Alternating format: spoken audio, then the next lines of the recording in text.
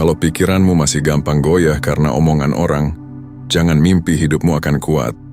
Dunia tidak butuh orang yang sensitif. Dunia butuh prajurit. Dan prajurit pertama yang harus kamu latih adalah pikiranmu sendiri. Coba jujur, berapa kali kamu hancur hanya karena diremehkan? Berapa kali kamu kehilangan fokus karena satu komentar pedas? Satu penolakan, satu kegagalan. Lalu kepalamu berisik, overthinking semalaman, membayangkan skenario terburuk, merasa tidak cukup, merasa tertinggal, merasa kalah, padahal belum tentu apa-apa benar terjadi. Kamu lelah bukan karena hidup terlalu berat. Kamu lelah karena pikiranmu liar dan kamu membiarkannya memimpin. Ada orang yang ditinggalkan pas lagi sayang-sayangnya. Ada yang sudah kerja keras tapi tetap dianggap biasa. Ada yang gagal sekali lalu merasa hidupnya selesai. Dan mungkin itu kamu. Senyum di luar, tapi di dalam kacau. Emosi naik turun. Mood rusak seharian cuma karena hal kecil. Pertanyaannya sederhana. Siapa yang pegang kendali, kamu atau reaksimu? Seorang kaisar Romawi seperti Marcus Aurelius pernah mengingatkan dirinya sendiri bahwa rasa sakit seringkali bukan berasal dari kejadian, tapi dari penilaian kita terhadap kejadian itu. Bukan dunianya yang menghancurkanmu, tapi tafsirmu. Bukan situasinya yang melemahkanmu, tapi ceritamu tentang situasi itu. Dan kamu percaya semua cerita di kepalamu. Kamu percaya saat pikiran bilang, gua nggak cukup. Kamu percaya saat pikiran bilang, dia lebih hebat. Kamu percaya saat pikiran bilang, semua orang menilai gua. Sejak kapan pikiranmu jadi komandan yang tak boleh dibantah? Prajurit sejati tidak mengikuti setiap suara. Ia memilih suara mana yang layak ditaati. Ia tahu rasa takut itu ada, tapi bukan berarti harus dituruti. Ia tahu amarah muncul, tapi bukan berarti harus dilampiaskan. Ia tahu sakit itu nyata, tapi bukan berarti harus mengeluh. Kamu ingin kuat? Berhenti memanjakan pikiran. Setiap kali kamu diremehkan, kamu punya dua pilihan. Tersinggung, atau tersenyum tipis dan memperbaiki diri dalam diam. Setiap kali kamu gagal, kamu bisa meratap atau menganalisis tanpa drama. Setiap kali kamu ditinggalkan, kamu bisa merasa tidak berharga atau sadar bahwa tidak semua yang pergi adalah kehilangan. Sulit? Tentu. Tapi memangnya kamu mau hidup mudah dan rapuh? Seneca pernah menulis bahwa kita lebih sering menderita dalam imajinasi daripada dalam kenyataan. Dan itu tamparan keras.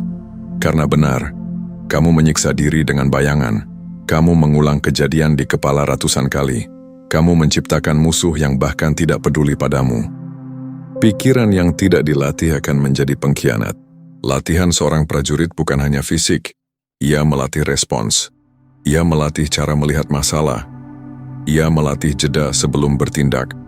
Saat dihina, ia tidak langsung membalas. Ia bertanya, apakah ini dalam kendaliku? Jika tidak, ia lepaskan. Jika iya, ia perbaiki. Sederhana, tapi tidak mudah. Kamu marah karena tidak dihargai. Tapi apakah kamu sudah menghargai prosesmu sendiri?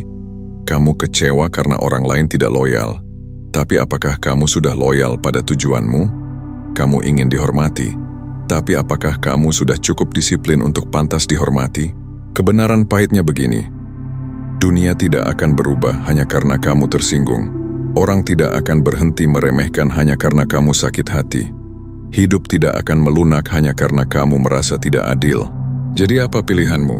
Terus menyalahkan keadaan atau memperkeras mentalmu? Melatih pikiran berarti membiasakan diri berkata, ini di luar kendaliku, lalu berhenti menggerutu.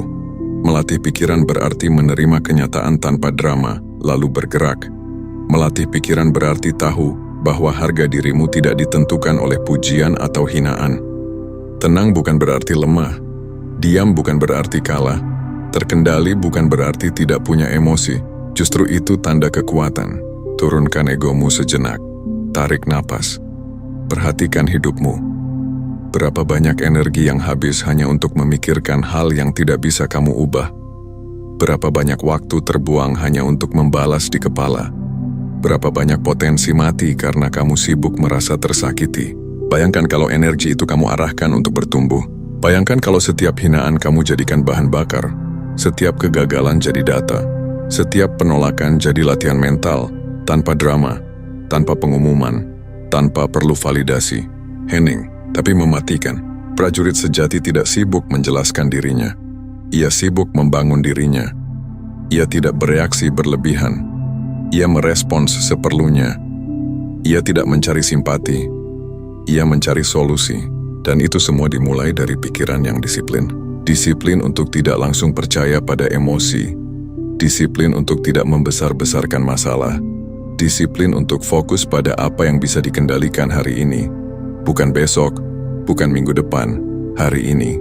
Karena kekuatan mental tidak dibentuk saat keadaan nyaman. Ia ditempa saat kamu ingin menyerah tapi memilih bertahan. Saat kamu ingin marah tapi memilih tenang. Saat kamu ingin membalas tapi memilih meningkatkan level. Ini bukan tentang menjadi dingin tanpa rasa. Ini tentang menjadi stabil di tengah badai. Kamu tidak bisa mengontrol ombak, tapi kamu bisa mengontrol kemudi. Dan jika sampai hari ini pikiranmu masih mudah diprovokasi, mudah takut, mudah iri, mudah tersinggung, itu bukan takdir. Itu karena kamu belum melatihnya. Berhenti berharap dunia lebih lembut. Jadilah lebih keras. Mulai sekarang, setiap kali masalah datang, jangan tanya, kenapa gue? Tanya, apa yang bisa gue kendalikan? Setiap kali emosi naik, jangan langsung bicara. Tahan, amati, pilih respons. Setiap kali gagal, jangan hancur. Evaluasi, bangun lagi. Tidak ada yang akan melatih pikiranmu selain kamu sendiri. Dan suatu hari nanti, ketika orang lain panik, kamu tetap tenang. Ketika orang lain tersinggung, kamu tetap stabil. Ketika orang lain menyerah, kamu tetap berjalan. Bukan karena hidupmu lebih mudah, tapi karena mentalmu lebih terlatih. Ingat ini baik-baik. Pikiran yang tidak dilatih akan memperbudakmu. Pikiran yang dilatih seperti prajurit akan membebaskanmu. Latih pikiranmu, keraskan mentalmu, kendalikan reaksimu. Karena di medan perang kehidupan, yang pertama tumbang bukan yang paling lemah fisiknya, tapi yang paling rapuh pikirannya.